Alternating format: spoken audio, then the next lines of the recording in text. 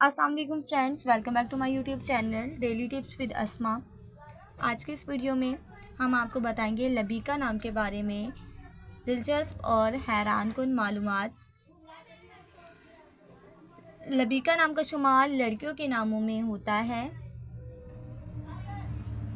लबीका एक इस्लामी नाम है। लबीका नाम की इब्तदाई तारीख अरबी ज़ुबान से निकलती है। लबीका नाम की लड़कियों के लिए खुशकिस्मत नंबर 3 माना जाता है।